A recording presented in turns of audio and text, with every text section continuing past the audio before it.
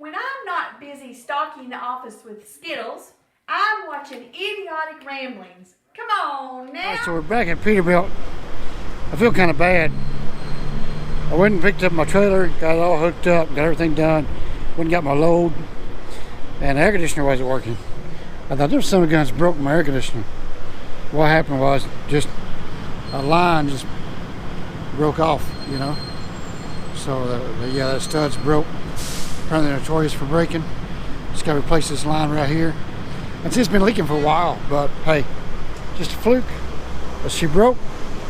So we're back at Peterbilt, and they're gonna get in. Well, look at that good looking blue truck. Holy smokes! We'll go look at that in a minute. This sure is a beauty, isn't it?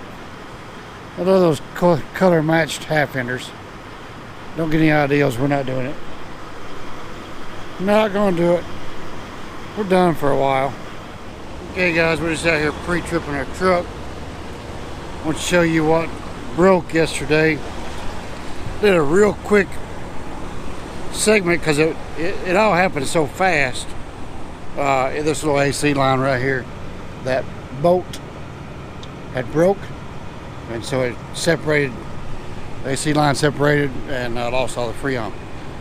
But I tell you what, Rush, Peterbilt, and Tulsa got me in, fixed it, and got me out.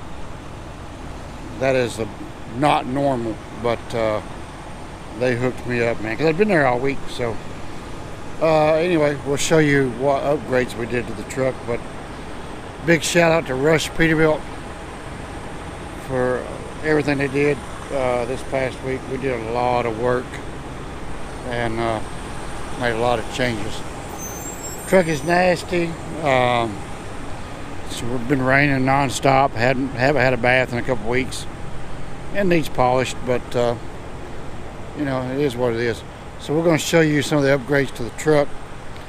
The trailer, we'll hit on that. We got a whole trailer video we got to produce about the Grand National trailers. They did a phenomenal job on the wagon. Holy smokes, man. It's just been a fantastic week. But let's go over some of the truck details real fast. Let me get this hood closed. Okay, so some of the upgrades we've done while we was at Rush, Peterbilt and Tulsa. We had 7 of the dime lights in the bumper. We had those changed over to the P3, which is the same light that's on the breather. It looks like I need to go in there and turn. No, they're all the same. And then we had them put the lights up there on the mirror. And see those lights there? We also had to put in some breather lights at night. Man, they do some serious glowing. Let's see what else on the outside of the truck. We had them remove all the air lines off the back of the truck. Now here's the plans for this, okay? And don't start harping on me about, because you guys harped on me about my lights on the trailer. We got it done. All right. So what we got done here is we tied up. We've got it wired up for quick connects. Right here, see that trash bag? The air lines are there. They're wired up for quick connects. We're going to have a custom-made deck plate to fit in here and go all the way up. Kind of stuff, we're going to go stainless or brown. Depends on which way is the cheaper option. Because to go brown, you got to have it painted, blah, blah, blah. But anyway, we're going to put a deck plate in there and have a recessed box about right in here for the airline connections and electrical connections to go. If we ever need to hook up here or hook up to another trailer, that's the plan with that. But you got to have a custom deck plate mounted because Peterbilt puts their cross members in different spots. So you got to take this up, measure it, find out where it's at, and then put the lines here. And then that way, if we ever put a motorcycle up here, we got room to go there. Some guys are trying to talk me out of the motorcycle, so it's not a good idea. And I realize they're going to get trashed, especially without fenders. Which that's why we're going to buy the kind of bike we're going to buy. We don't worry about it getting trashed. We had the quarter fenders moved back. They was originally here in this position, which created a big gap there, so we had that moved back one hole. I didn't want to go with the half fenders because I really want a full stainless individual rounds. Probably won't ever happen pulling this van, because you see the clearance we have here. That half fender would be here. It gets close, and you get into it sometimes. But I'm not real sold on the half fender look. I'd rather have a full fender. But anyway, then Rush Peterbilt run my lines back here, so they did a good job with that. Now we went with this here.